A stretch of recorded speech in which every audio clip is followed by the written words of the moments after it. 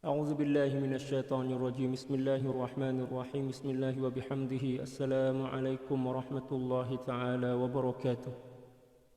الفاتحة. أعوذ بالله من الشيطان الرجيم. بسم الله الرحمن الرحيم. الحمد لله رب العالمين الرحمن الرحيم مالك يوم الدين.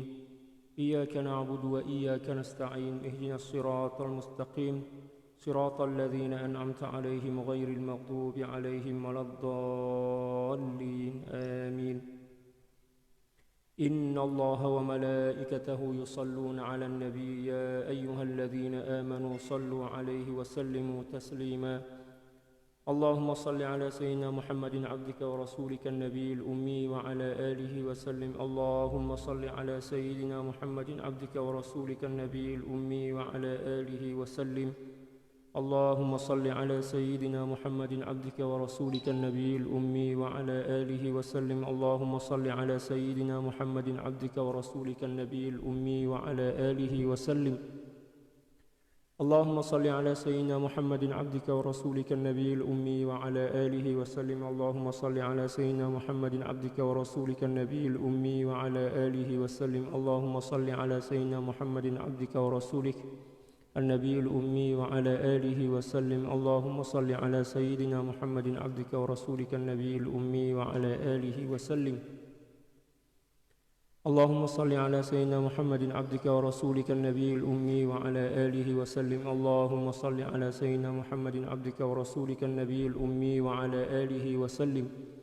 اللهم صل على سيدنا محمد عبدك ورسولك النبي الأمي وعلى آله وسلم. اللهم صل على سيدنا محمد عبدك ورسولك النبي الأمي وعلى آله وسلم عدد ما وسعه علم الله. الحمد لله والصلاة والسلام على المبعوث رحمة للعالمين سيدنا ومولانا وقرة أعيننا وحبيب قلوبنا سيد الأولين والآخرين سيدنا محمد وعلى آله وصحبه أجمعين. اللهم اغفر لأمة سيدنا محمد صلى الله عليه وسلم وأصلح أمة سيدنا محمد صلى الله عليه وسلم وفرج عن أمة سيدنا محمد صلى الله عليه وسلم وارحم أمة سيدنا محمد صلى الله عليه وسلم وألف بين قلوب أمة سيدنا محمد صلى الله عليه وسلم لما تحب وترضاه وافتح لنا فتوح العارفين بك بحق سيدنا محمد صلى الله عليه وسلم. سبحانك لا علم لنا إلا ما علمتنا إنك أنت العليم الحكيم ولا حول ولا قوة إلا بالله العلي العظيم. رب اشرح لي صدري ويسر لي أمري واحلل عقدة من لساني يفقه قولي. وصلى الله على سيدنا محمد وعلى آله وصحبه وسلم. الحمد لله رب العالمين. Alhamdulillah, kembali berjumpa dalam kajian kitab Al-Anwar fi Adabis Suhbati Indal Akhyar, karangan daripada Sayyidil Imam Abdul Wahhab Asy-Sya'rani radhiyallahu ta'ala anhu. Petang ini kita telah sampai pada muka surat 109 daripada kitab Al-Anwar yang membahas tentang larangan untuk bertengkar, sebab bertengkar ini boleh mengeruhkan persahabatan. Qala al-muallif radhiyallahu ta'ala anhu wa nafa'ana Allahu bi'ulumihi wa 'ulumi syuyukhihi wa syuyukhina wa jami'i awliya'illahi as-salihin fid dharain Allahumma amin. Wa min haqqil akhi 'alal akh, dan di antara hak dan kewajiban seorang sahabat kepada sahabat dia, alla yukhasimahu fa innal mukhasamata taqta'ul wud. Ya, tidak bertengkar atau tidak bergaduh. Kerana sungguhnya bergaduh boleh memutuskan atau boleh merosakkan atau menawarkan cinta, boleh menyebabkan cinta antara sahabat itu tawar. Lebih baik kita mengalah lah, ada masalah mengalah, minta maaf terus. Sebab sahabat kita adalah diri kita sendiri kan. Kalau kita tidak memaafkan sahabat kita, maknanya kita tidak memaafkan diri kita sendiri. Itulah satu di antara kewajiban seorang seorang sahabat kepada sahabat dia. Waqad qalu, dan para aulia telah berkata, ma wujida azhabu lid-dini wala ashghalu lil qalbi minal mukhasamah. Tidaklah ditemui sesuatu yang paling cepat menghilangkan nilai-nilai agama dan juga sesuatu yang paling menyibukkan hati kecuali perdebatan, pertengkaran. Pertengkaran ini merupakan sesuatu yang paling cepat untuk membuang atau mengurangkan nilai-nilai agama dalam diri kita. Demikian juga paling menyibukkan hati. Kalau kita bergaduh dengan seseorang itu memang sholat khusyuk, makan pun kurang semangat kan. Oleh sebab itu jangan buat pergaduhan, mengalah aja. Orang nak cakap apapun tentang kita, senyap aja. Nah, kalau misal ada tanda nak bergaduh, tanda-tanda akan berlakunya pergaduhan antara kita dengan sahabat, antara kita dan sahabat, maka alangkah lebih baiknya kita terus minta maaf. Jangan biarkan, sebab pergaduhan itu akan mencuri hati kita, menghilangkan khusyuk, bukan setakat menghilangkan khusyuk ya, malah akan menggelapkan hati, meredupkan cahaya iman dalam jiwa. Wa minal khusumati yatawalladul ghadab. Daripada perdebatan, dimulakan dengan perdebatan, maka akan terlahirlah sifat marah bila mana kita tak berhenti, bila mana kita tak putuskan perdebatan itu. Ianya akan membawa kepada kemarahan. Wal hiqd, demikian juga hasad, iri dengki. Wal khadi'ah, demikian juga tipu daya.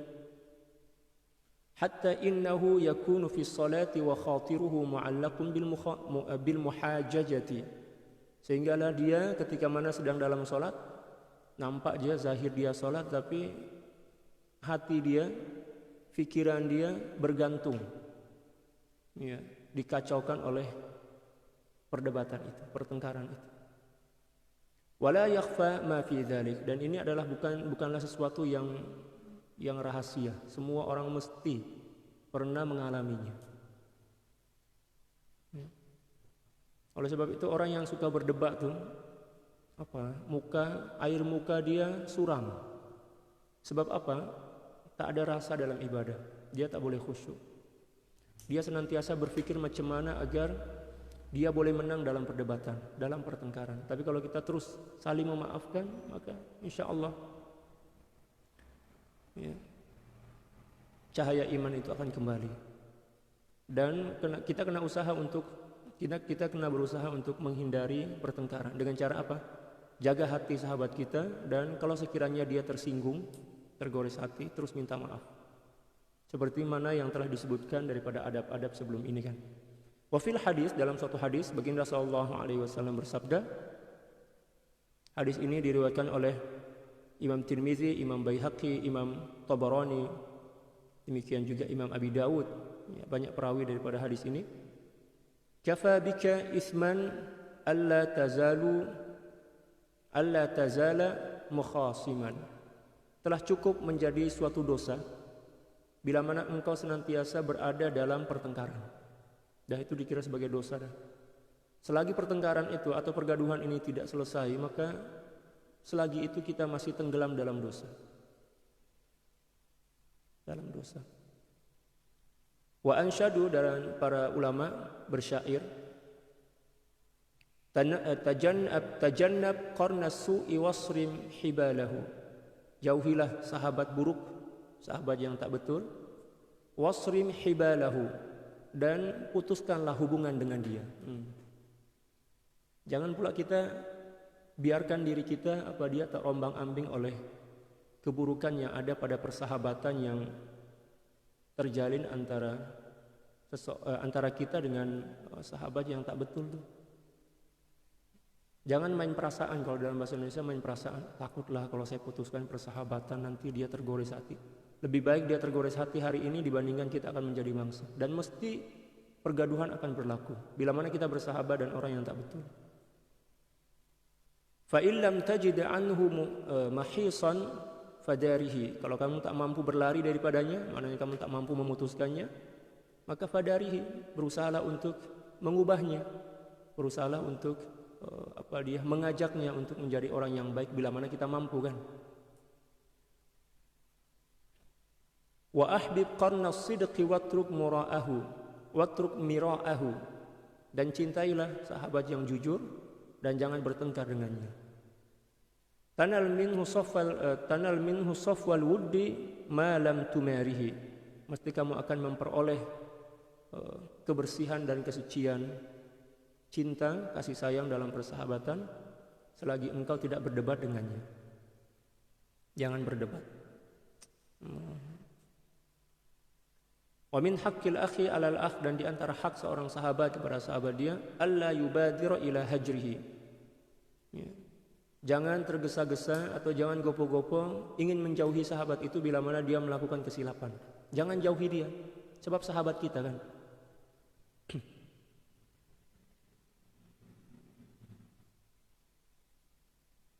Fa innal mubadarata ila mithli dzalika laysat bimahmudah. Karena sungguhnya tergesa-gesa menjauhi seorang sahabat yang melakukan kesilapan itu bukanlah akhlak yang terpuji. Wa khata'uha aktsaru min shawabiha, dan keburukan kesilapannya lebih besar dibandingkan kebenarannya. Walaupun memang kita dibenarkan untuk menjauhi sahabat kita yang melakukan kesilapan, tetapi kita kena tengok dulu kalau sekiranya kita menjauh akan menyebabkan dia semakin tenggelam dalam kesilapan, maka jangan kita jauhi.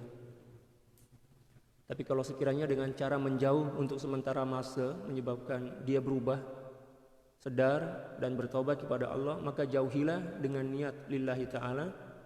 Akan tetapi jangan lebih daripada 3 hari. Sebab baginda sallallahu alaihi wasallam mengharamkan untuk menjauhi seorang sahabat, seorang muslim selama lebih daripada 3 hari. Baginda sallallahu alaihi wasallam bersabda, la yahillu limuslimin ayyahjur akhahu fawqa 3 ayyam. Tidak halal, maknanya haram, seorang muslim menjauhi seorang muslim yang lain lebih daripada 3 hari. Faqad dzakarna fi ghairi hadhihi risalati syuruta jawazil hajr. Dan kami telah menyebutkan selain dalam kitab ini ada kitab yang lain mengenai tentang syarat-syarat kita dibenarkan untuk menjauhi seorang sahabat sementara masa. Ada syarat-syarat dia. Di antara syaratnya adalah kita kena pastikan bahwa dengan cara menjauhi sahabat kita yang melakukan kesilapan itu dia akan berubah. Dia akan sadar dan segera bertaubat kepada Allah. Dan tidak semakin menyebabkan dia tenggelam dalam dosa sebab dia merasa kesendirian kan. Tak ada orang yang bagi sokongan kepada dia. Tak ada yang bagi nasihat kepada dia. Ada syarat-syarat dan adab-adab dia. Wa min haqqil akhi 'alal akh, dan di antara hak seorang sahabat kepada sahabat yang lain, alla yu'akhidhahu idza qassara fi haqqihi mura'atan lil wud. Dia tidak menghukum seorang sahabat yang melakukan kesilapan atau tidak menunaikan kewajiban ke atas diri dia. Sebab seorang sahabat itu mempunyai kewajiban kan ke atas diri kita, kita pun mempunyai kewajiban ke atas diri dia. Mura'atan lil wud, karena meraihkan cinta dan kasih sayang yang terjalin antara sahabat itu. Wa mi wasiyati Sayyidi Ali Al-Khawas radhiyallahu taala an, dan di antara wasiat Sayyidi Ali Al-Khawas yang merupakan guru atau murabbi mursyid kepada Sayyidi Abdul Wahhab Asy-Sya'rani radhiyallahu taala an. Beliau berkata, "Utruk haqqaka li akhika mastata." Tinggalkanlah hakmu ke atas sahabatmu.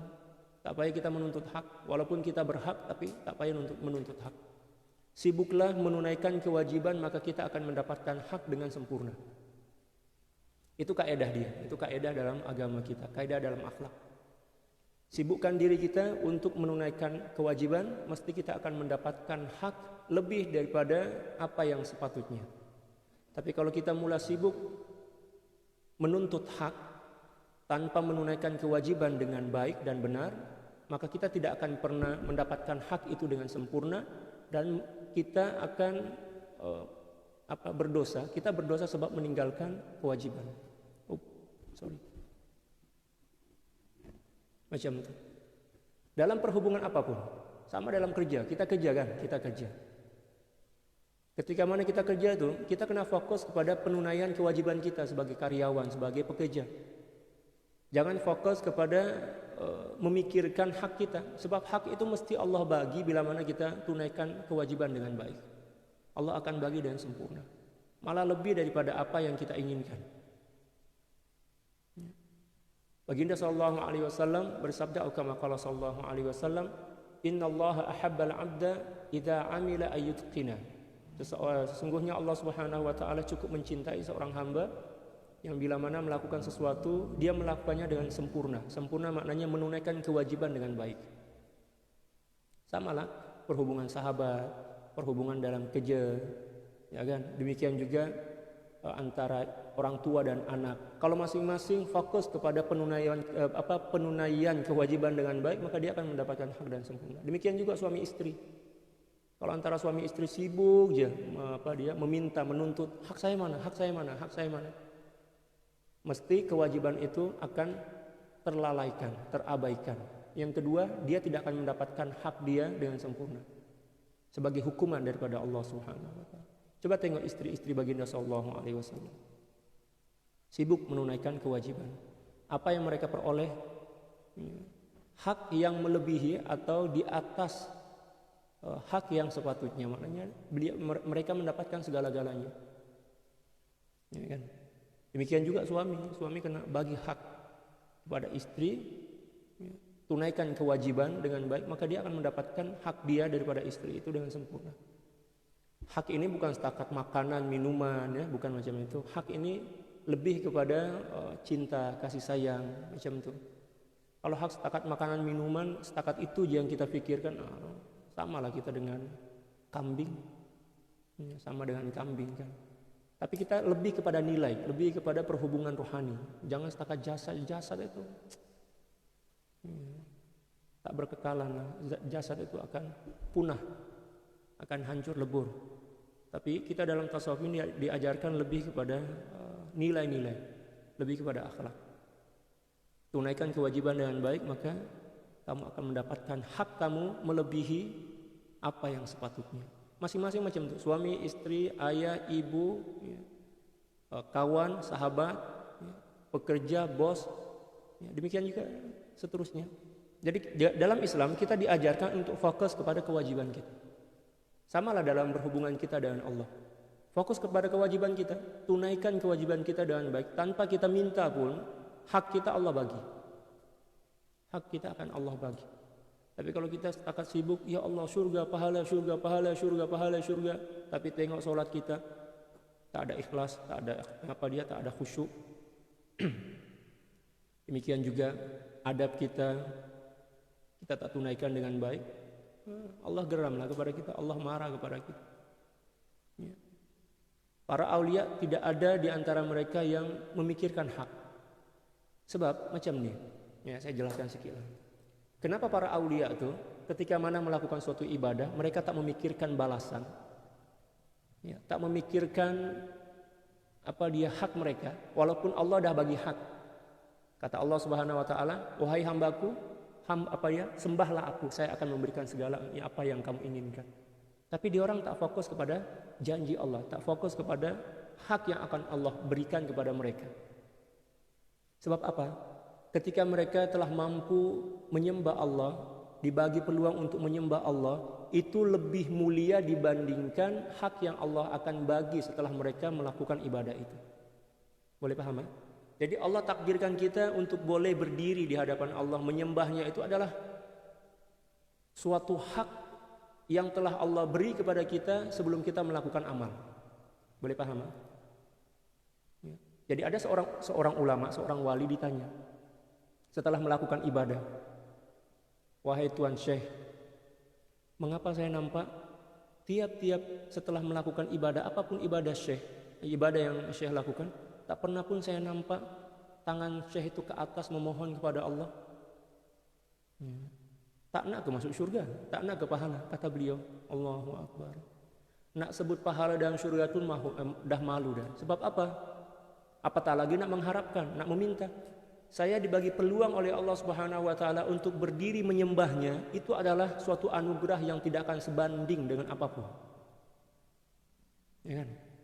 Kita pula belum lagi sholat, belum lagi berpuasa, belum lagi beribadah, dah berkira hak dah, pahala surga, berkira pahala dah dan surga. Itu tanda bahwa kita ini orang yang jahil, orang yang goblok, kalau bahasa Indonesia itu orang goblok. Nauzubillah. Dan itu banyak berlaku dalam kehidupan kita. Demikian juga dalam perhubungan suami, istri, sahabat, kerja dan lain sebagainya. Ya, kata beliau, utruk haqqaka di akhika mastata'at. Ya, tinggalkanlah hakmu bagi saudaramu sekemampuan kamu. Maknanya tak payah menuntut hak, tapi tunaikanlah kewajiban dengan baik. Wa akil asrata ahlil muru'ati al-maru'ati wal hayati min ikhwanik. Demikian juga kamu jangan melihat, jangan fokus, jangan mencari-cari kesilapan dan kesalahan orang-orang yang mempunyai maru'ah dan mempunyai kedudukan daripada sahabat-sahabat kamu. Jangan kita sibuk. Kita diperintahkan untuk sibuk mengingat Allah, menyembah kepada Allah. Ya, bila mana kita sibuk mencari-cari kesilapan seseorang, maknanya kita lalai daripada Allah dan itu dikira sebagai dosa. Wa iyyaka an tata'adda 'ala man i'tada 'alaik, dan janganlah kamu membalas keburukan seseorang yang melakukan keburukan ke atas kamu. Walaupun memang kita dibenarkan dari sudut syariat, tetapi itu bukan akhlak para aulia, bukan akhlak para pengamal tasawuf. Dalam Al-Qur'an memang Allah Subhanahu wa taala berfirman dalam suratul Baqarah pada juzuk yang kedua itu, "Faman ya'tada 'alaikum fa'tadu 'alaihi bimithli ma 'atada 'alaikum."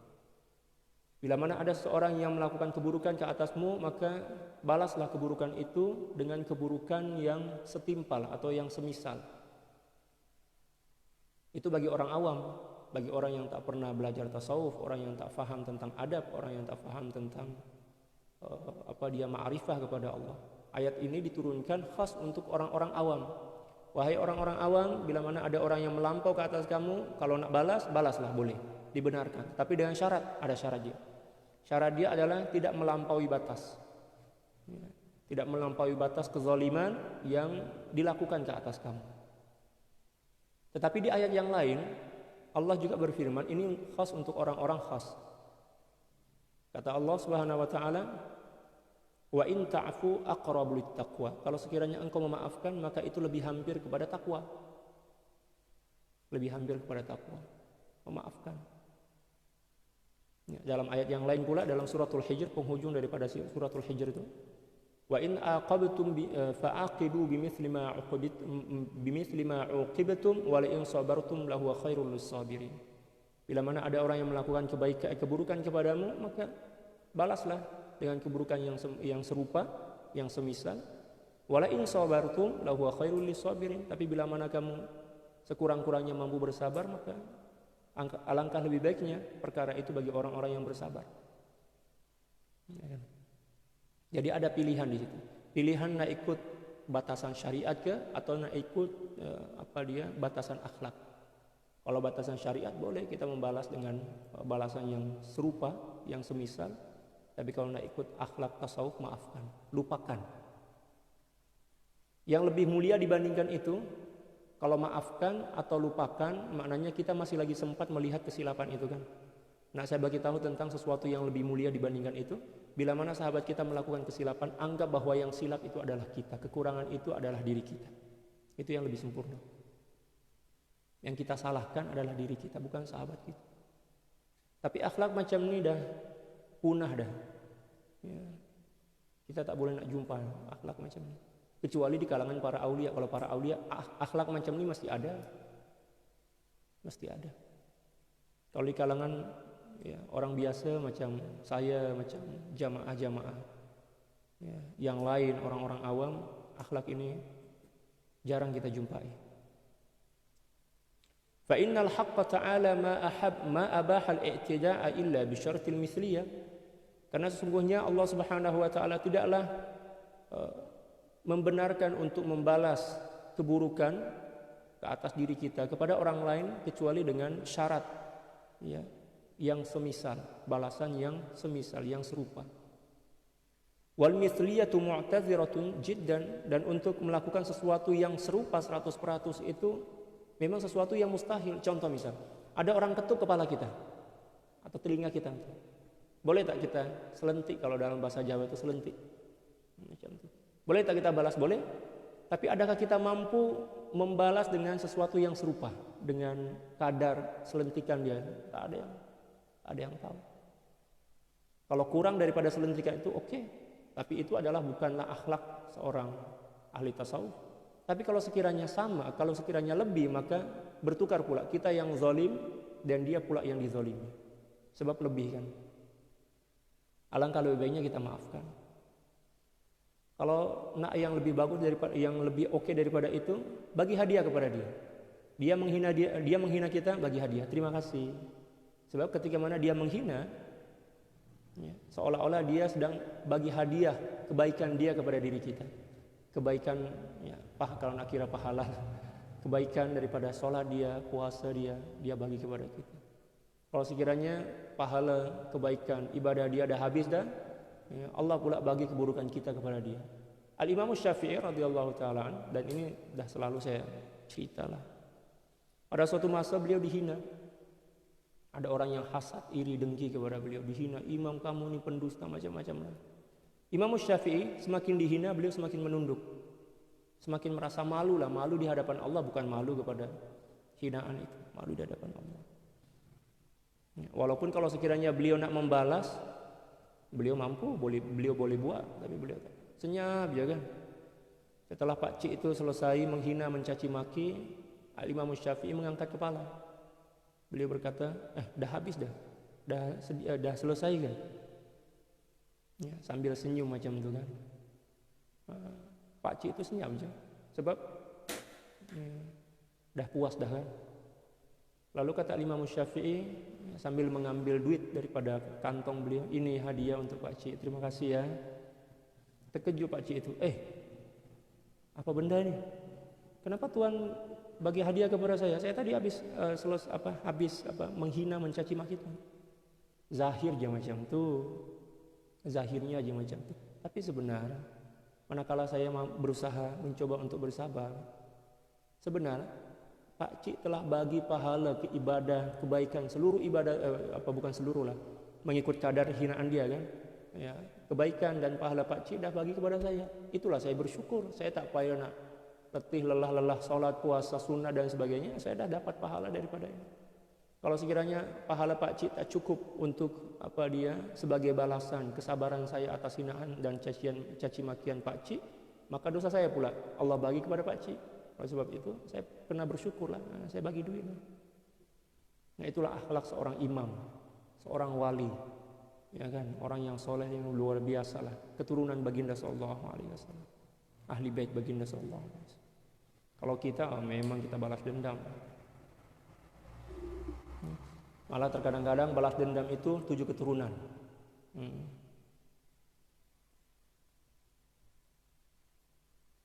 Farubbama zitta, dan boleh jadi engkau lebih kezaliman atau balasan daripada kezaliman dia itu lebih. Warubbama atharat tilka sayyi'atu fil khasmi aktsara mimma atharat fik. Wal mujazatu rukhsatun lid-du'afa. Dan boleh jadi kata beliau, keburukan itu akan semakin menyebabkan semakin menjadi-jadilah. Maknanya keburukan yang dilakukannya dan kita membalasnya akan semakin menyebabkan kita rosak dan dia pun rosak. Sebab bila mana kita membalaskan, dia berpikir, dia balas, saya kena balas juga. Kita pun berpikir, dia balas pula, maknanya saya kena balas juga lah. Saling membalas akan merosakkan hati kita dan juga akan merosakkan hati dia. Wal mujazatu rukhsatun lid-du'afa. Dibenarkan untuk membalas keburukan orang lain dengan keburukan yang semisal, yang sama, itu adalah bagi orang awam. Bagi orang awam. Adapun bagi orang khas, bagi orang yang berakhlak, tak dibenarkan untuk melakukannya. Wa min haqqil akhi 'alal akh, dan di antara hak seorang saudara atau sahabat kepada sahabat dia, dawamu syafaqatihi 'ala auladi.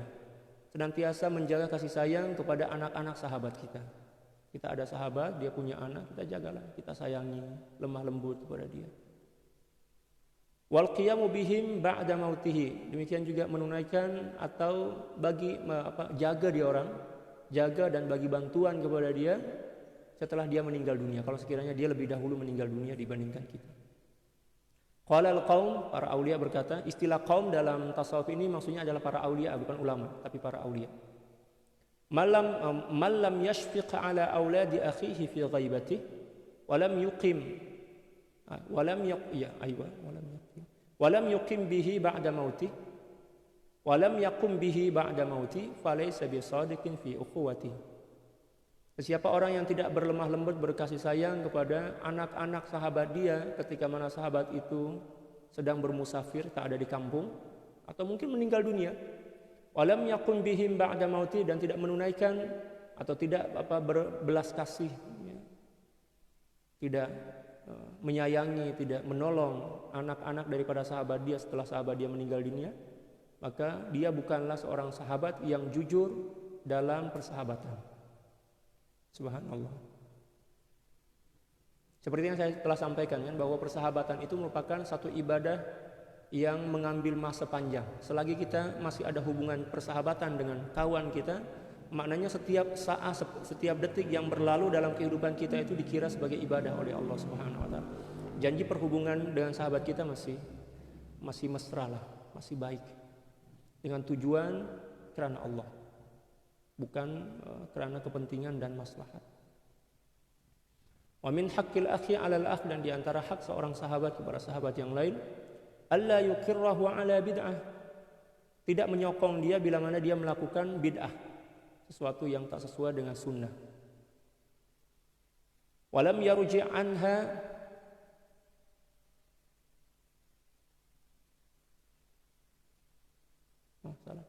fa in lam yarji' anha tarakahu khaufan ala nafsihi ayyulhiqahu syu'muha. Kalau sekiranya sahabat kita ini tidak berhenti daripada melakukan suatu perkara yang bid'ah, maka dibenarkan untuk meninggalkannya, ya. Karena takut kita pun akan terpengaruh atau terkesan daripada bid'ah itu, atau takut kita akan ditimpa kemalangan atau kesialan, sial kalau dalam bahasa Indonesia. Di sini malang kok. Kemalangan yang akan ditimpakan oleh Allah Subhanahu wa taala ke atas pelaku bid'ah. Ada seorang sahabat kita melakukan bid'ah. Kita dah nasihat, kita dah tegah dia, tapi dia tak dengar. Kedekak, di sini orang panggilan, keras kepala lah macam itu. Maka Allah Subhanahu wa taala membenarkan kita untuk meninggalkannya karena Allah, tujuan karena Allah, dan untuk menyelamatkan diri kita yang lemah ini agar tidak terpengaruh, agar tidak terkesan daripada perbuatan bid'ah itu, dan juga menjauhkan diri kita daripada kemalangan yang akan ditimpakan oleh Allah Subhanahu wa taala ke atas dia. Sebab kalau sekiranya dalam kampung itu ada seorang yang tenggelam dalam maksiat dan tak bertobat kepada Allah, kalau sekiranya Allah Subhanahu wa taala menurunkan bala dan bencana itu bukan setakat menimpa orang yang melakukan kezaliman, tetapi akan menimpa seluruh orang yang ada di sekitaran itu. Dalam Al-Quran Allah Subhanahu wa taala berfirman, wattaqu fitnatan la tusibanna alladzina zalamu minkum khassah. Takutlah kamu ke atas fitnah yang akan diturunkan oleh Allah Subhanahu wa taala bukan setakat ke atas orang-orang yang zalim, yang melakukan maksiat, akan tapi juga akan menimpa, ya, seluruh orang yang ada di sekitaran itu. Tak kiralah orang yang taat ke orang yang maksiat, ke miskin, kaya, semua akan ditimpakan ke atas mereka. Oleh sebab itu kita boleh menjauhkan diri daripada sahabat yang melakukan bid'ah setelah kita bagi nasihat dan kita tegah tapi dia tak dengar, dengan tujuan yang baik, ya kan? Wa qad kana as-salafus salih yuhadhdhiruna min mujalasati ahli al-bid'ah wa yaqulun man kana fihi adna bid'atan fahdharu min mujalasatihi wa man tasahala fi dhalika 'ada 'alayhi syu'muha walau ba'da hin. Salafun as-salih radhiyallahu taala an berkata, yuhadziruna min mujalasati ahli bidah. Mereka mengingatkan agar tidak bermajlis atau bersahabat dengan ahli-ahli bid'ah. Dan mereka berkata, sesiapa orang yang di dalam dirinya ada sekecil-kecil bid'ah, walaupun bid'ah itu kecil aja, fahdharu min mujalasati, maka berhati-hatilah kamu, ya, untuk bermajlis dengannya, bersahabat dengannya. Maknanya jangan bersahabat dengan dia, jangan dekat dengan dia, jangan rapat dengan dia. Wa man tasahala fi dzalik, siapa orang yang tasahal itu maknanya menganggap enteng, ala biasa, bid'ah dia kecil aja, sikit aja, insyaallah saya boleh jaga diri saya boleh pelihara diri saya, tak terpengaruh lah, tak terkesan lah. Apa yang berlaku? Ada alaihi syu'muha, maka kemalangan atau petaka yang disebabkan oleh bid'ah itu akan menimpa dirinya juga. Walau ba'dahin, Ya. Kalau bukan sekarang, nanti suatu masa mesti akan berlaku. Kalau tak di dunia ini, di akhirat pula. Ya kan? Oleh sebab itu kena hati-hatilah. Hidup kita sekejap aja. Hidup kita hanya sekali aja. Buat perkara yang betul. Wa min haqqil akhi 'alal akh. Dan satu di antara hak seorang sahabat kepada sahabat dia atau kewajiban sahabat kepada sahabat dia, alla yatazawwaja lahu zaujatan talaqaha aw mata anha. Tidak menikah dengan seorang perempuan yang merupakan bekas kepada sahabat. Wah, itu tak boleh itu. Sebab nanti akan menyebabkan kecurigaan kan. Ya, prasangka yang buruk. Oh, dia nikah dengan mantan saya misal. Dia sahabat saya, tapi kenapa pula dia nikah dengan bekas istri saya? Ya. Nanti istri itu akan bagi tahu lah kekurangan-kekurangan dia kan. Oh, dia buat macam ni masa saya bersama dia, bla bla bla bla. Jadi akan membuka keaiban sahabat dia melalui mantan istri dia. Ataupun kalau sekiranya istri itu tak buka, tak menceritakan keaiban dia, dia akan berburuk sangka. Ada prasangka manusia kan? Mestilah.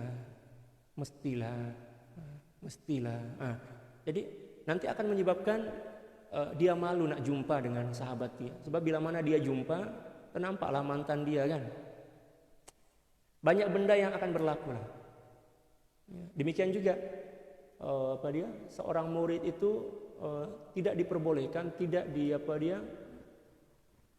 dibenarkan untuk menikahi atau untuk menikah dengan mantan atau bekas istri guru kita. Tak dibenarkan, bahaya.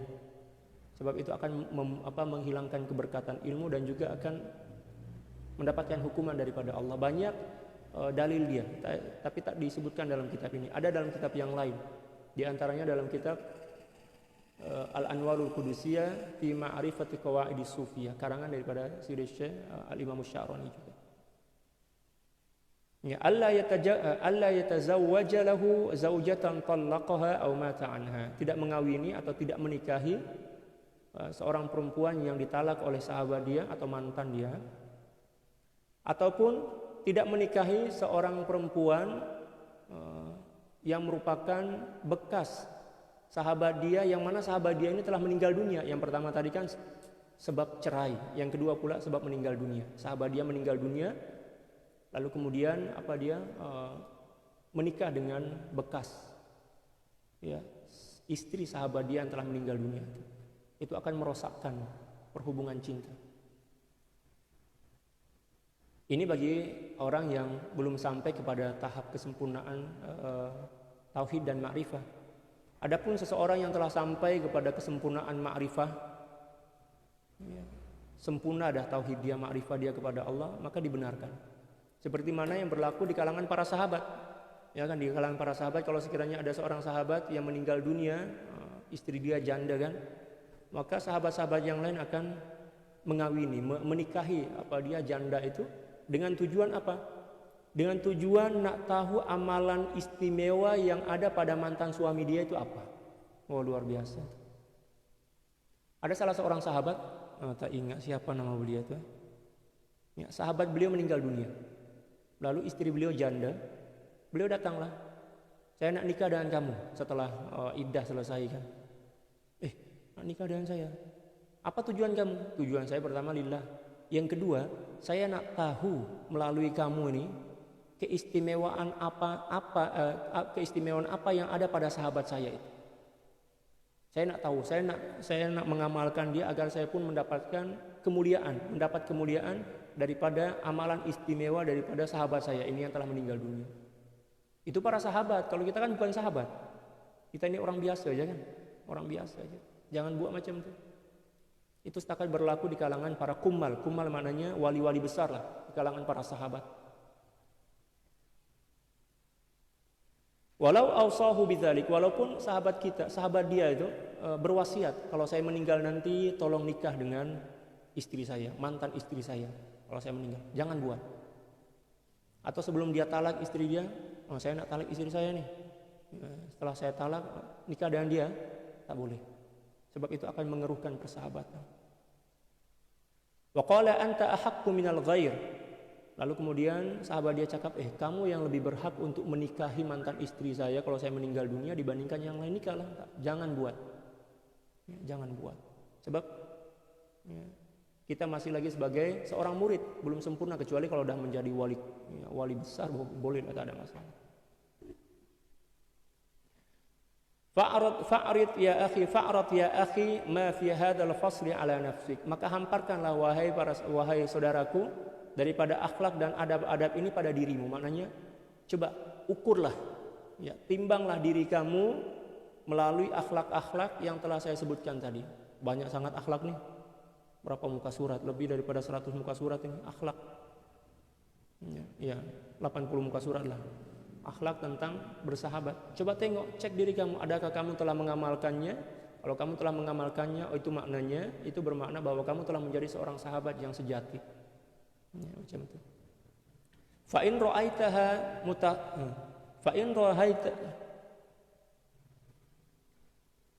ra'aitaha mutakhalliqatan ya bihi, kalau sekiranya kamu menampak, kamu tengok diri kamu telah berakhlak dengan akhlak-akhlak yang disebutkan tadi, ya, sebelum ini, fashkurillaha ta'ala, maka bersyukurlah kepada Allah Subhanahu wa taala. Wa illa, kalau sekiranya belum lagi, fa'alaika bil istighfari minat taqsiri fi huquqi ikhwanik, maka hendaklah kamu, wajib ke atas kamu untuk bertaubat, beristighfar kepada kamu atas kelalaian kamu menunaikan hak-hak atau ya, menunaikan hak-hak saudara kamu, sahabat kamu.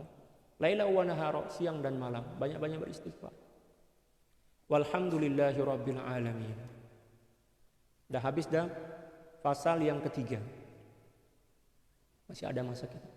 Al-faslus salis, pasal yang ketiga, pasal yang kedua tadi habis, mohon maaf. Yang sekarang ini pula pasal yang ketiga. Al-faslus salis, pasal yang ketiga, fi dzikri syai'in min adabil qaumi radhiyallahu taala anhu. Menjelaskan tentang beberapa contoh adab dan akhlak yang dimiliki oleh para aulia. Yang sebelum ini itu akhlak para murid, bukan akhlak para aulia. Allahu akbar. Itu udah berat kan, apatah lagi akhlak para aulia. Ya, akhlak para murid yang dituntut ke atas orang murid ini dah luar biasa, mulia, agung sangatlah, apatah lagi akhlak para aulia. I'lam, ketahuilah, waffaqani Allahu wa iyyaka ila ma yuhib. Semoga Allah Subhanahu wa taala memberi taufik kepadamu dan juga kepadamu untuk melakukan sesuatu yang menyebabkan Allah Subhanahu wa taala mencintaimu. Anna adabal qaumi la tanhasir. Sesungguhnya adab dan akhlak para aulia itu tak terhad. Li'annaha majmu'un ma fil kutubi al-ilahiyyati wal akhbarin nabawiyyati wal athari sahabiyyati was salafiyyah. Karena sesungguhnya seluruh adab dan akhlak yang dimiliki oleh para aulia itu adalah akhlak yang terambil daripada, yang terhimpun daripada atau terhimpun di dalam kitab-kitab, seluruh kitab Allah, sama ada kitab Al-Quran, kitab-kitab sebelum Al-Quran, Taurat, Injil, Zabur dan lain sebagainya. Wal akhbarin nabawiyah, demikian juga hadis-hadis baginda sallallahu alaihi wasallam. Wal athari sahabiyah, demikian juga peninggalan-peninggalan para sahabat dan salafiyah.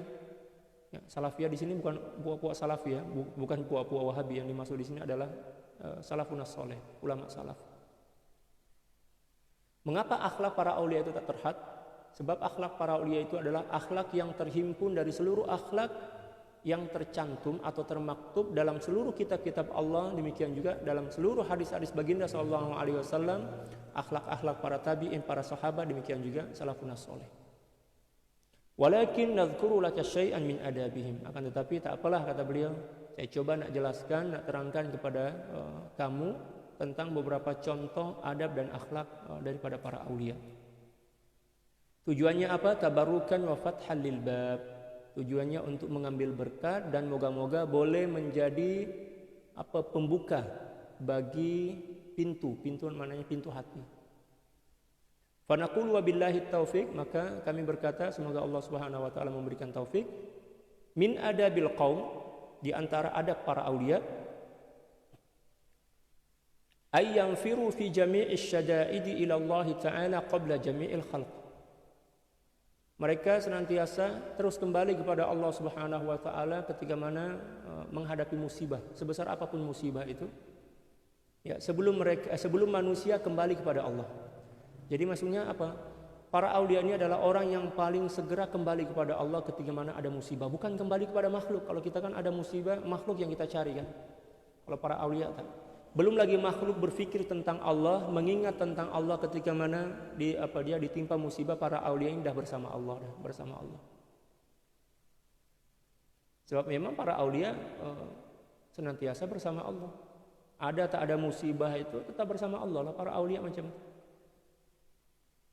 Maknanya dia orang tak terkesan oleh musibah itu. Sebab mereka senantiasa bersama Allah. Kalau kita kan ada musibah itu memang kelam kabut lah. Allah, visa nak habis, kelam kabut.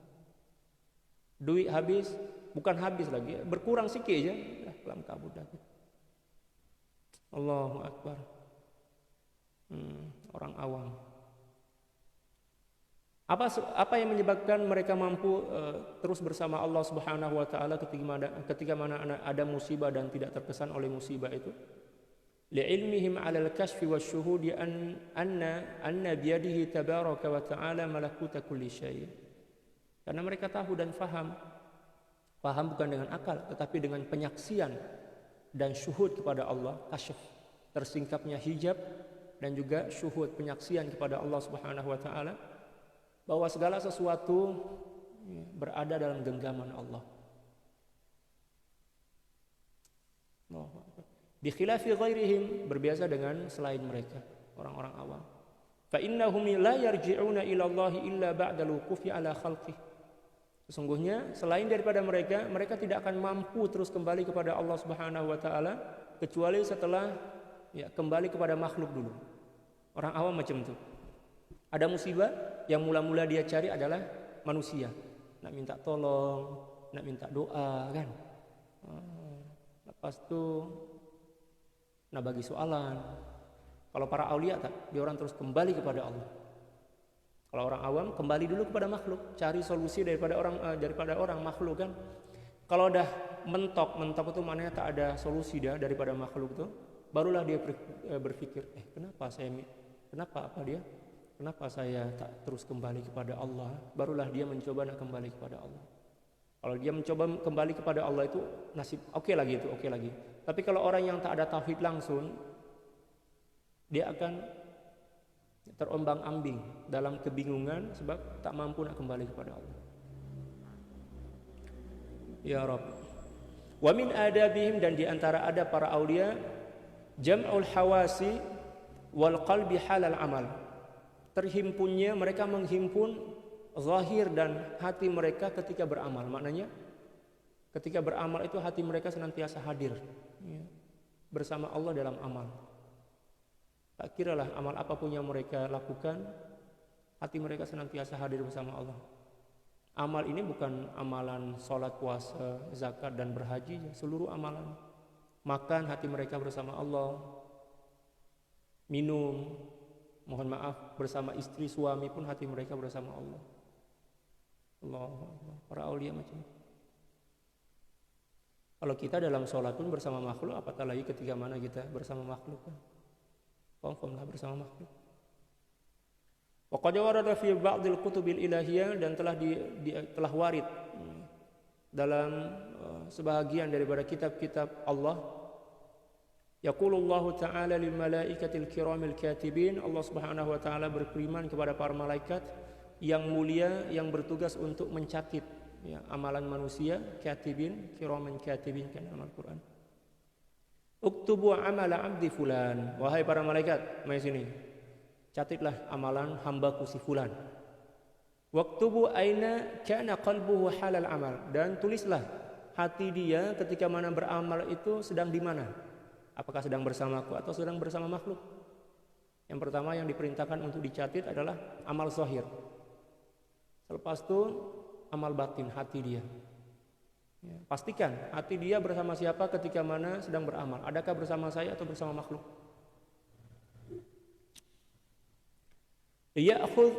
Liya'khudha sawabahu mimman kana qalbuhu hadiran ma'ah, agar dia boleh mengambil balasan, ganjaran daripada suatu amalan yang hati dia hadir bersama Allah Subhanahu wa taala bersamanya. Allahu akbar.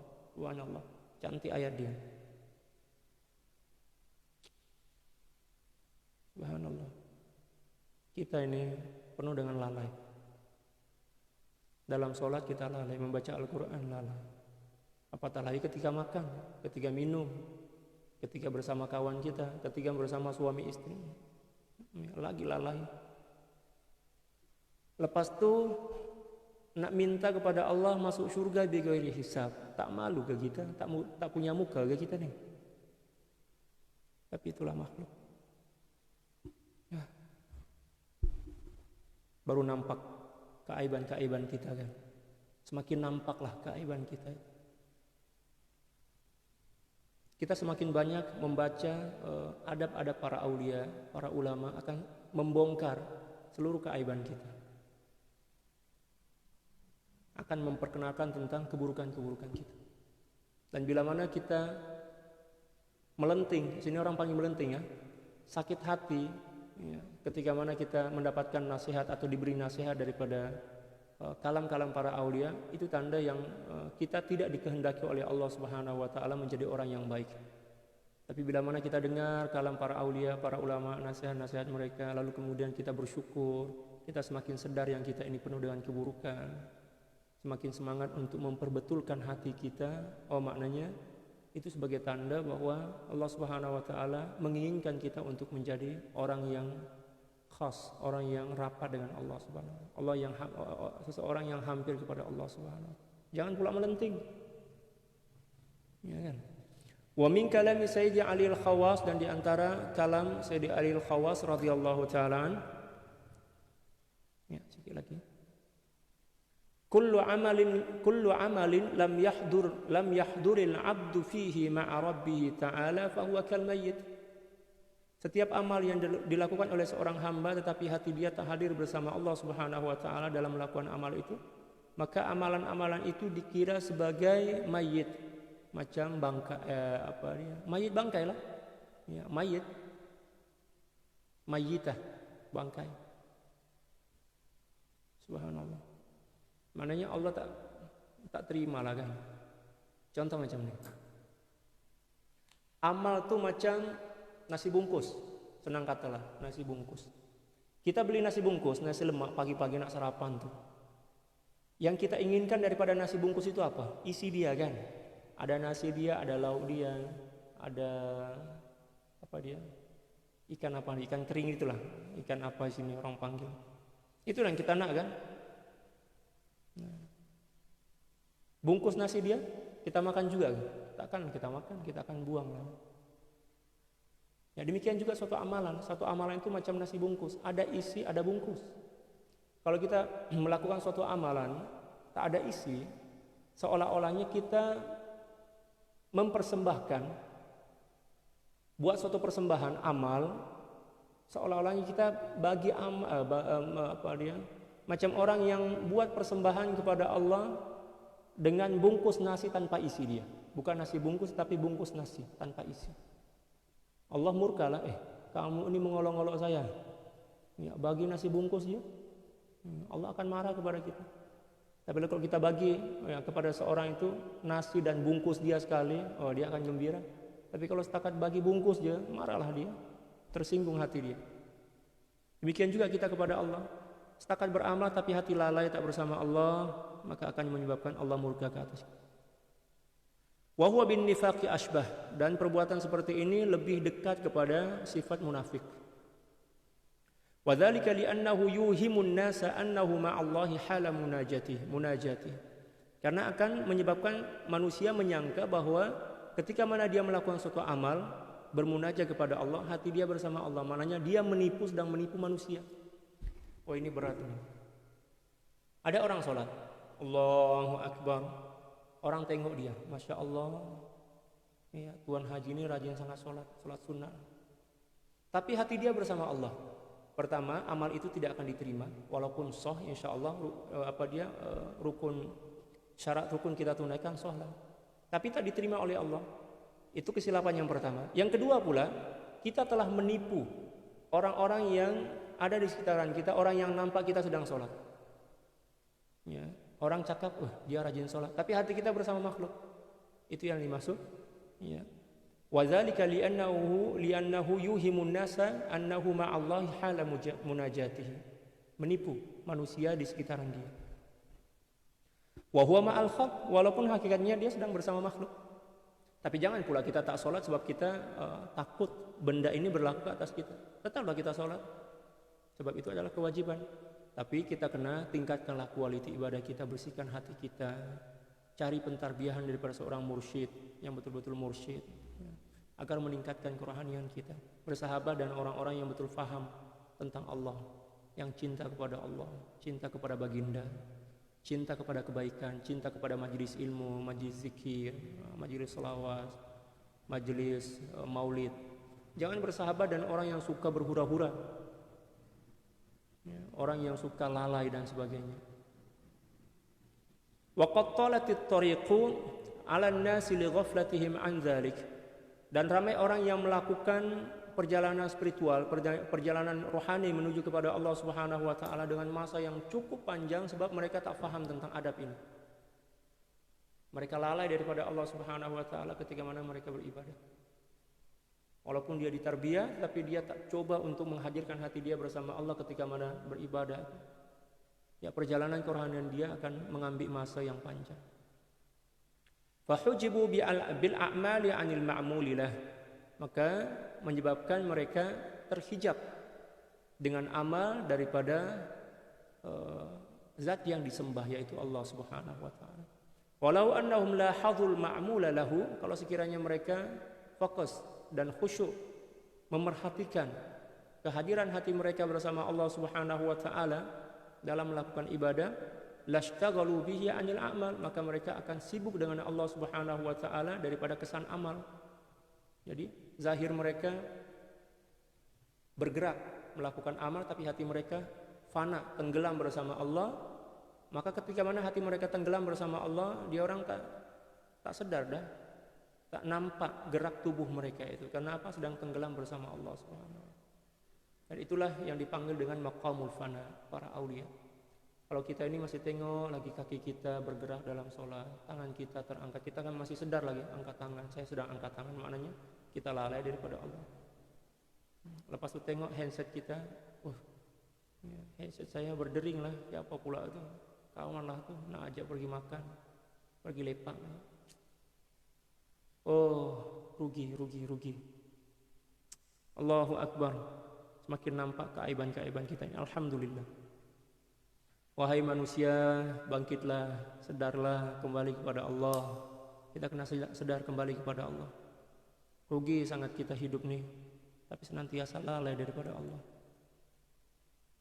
Pertanggungjawaban di hadapan Allah cukup berat. Dan kematian senantiasa mengintai kita, senantiasa sedia untuk menjemput kita, untuk menyambut kita. Al-mautu ya'ti baghtatan wal qabru sundukul amal, yang selalu Syekh cakap. Kematian akan datang secara mengejut, manakala di kubur nanti kita akan merasai, menjumpai apapun yang kita lakukan di dunia ini. Bersahabatlah, berkawanlah dengan orang-orang yang boleh tolong kita semakin dekat kepada Allah. Putuskan hubungan sahabat dengan orang-orang yang tak betul. Bukan sebab kita benci, tetapi kita sayang kepada diri kita. Kita tak nak kita menjadi mangsa atas ketidakmampuan kita untuk menjaga diri daripada keburukan. Jangan ragu, jangan takut. Bila mana kita putuskan hubungan dengan sahabat yang tak betul, dengan niat kerana Allah, nak jaga agama kita, nak jaga hati kita, nak jaga hubungan kita dengan Allah, maka Allah akan perjumpakan kita dengan sahabat-sahabat yang baik, sahabat-sahabat yang soleh dan solihat, yang boleh tolong kita untuk semakin dekat kepada Allah. Kita kena ingat, hidup kita ini sekejap ya. Dalam beberapa hari ini saya tengok berita lah kan, sahabat ulama-ulama, itu ulama-ulama muda umur 30, 35 tahun, 40. Ulama tua pun ramai yang meninggal dunia secara mengejut. Kalau dia orang tak ada masalah sebab dia orang banyak amal dah. Banyak amal jariah. Dah lama dah mengajar. Mengajar itu amal jariah. Kita pula amal wajib pun tak sempurna lagi. Allahu Akbar. Kita berdoa kepada Allah Subhanahu wa taala, moga-moga Allah Subhanahu wa taala mengampunkan seluruh dosa kita, ibu bapak kita, kaum muslimin dan muslimat, dan senantiasa membimbing bagi taufik dan hidayah kepada kita untuk boleh kembali kepadanya.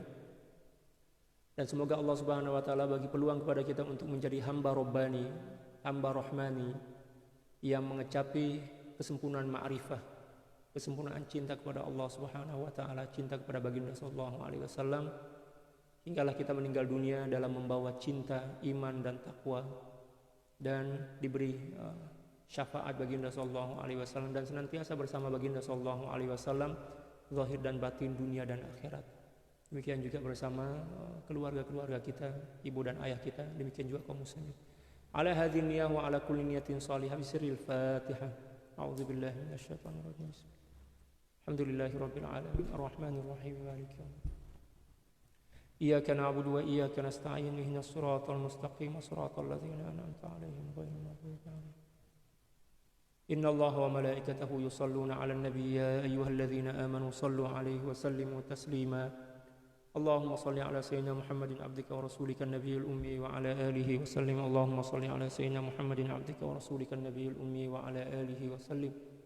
اللهم صل على سيدنا محمد عبدك ورسولك النبي الأمي وعلى آله وسلم. اللهم صل على سيدنا محمد عبدك ورسولك النبي الأمي وعلى آله وسلم.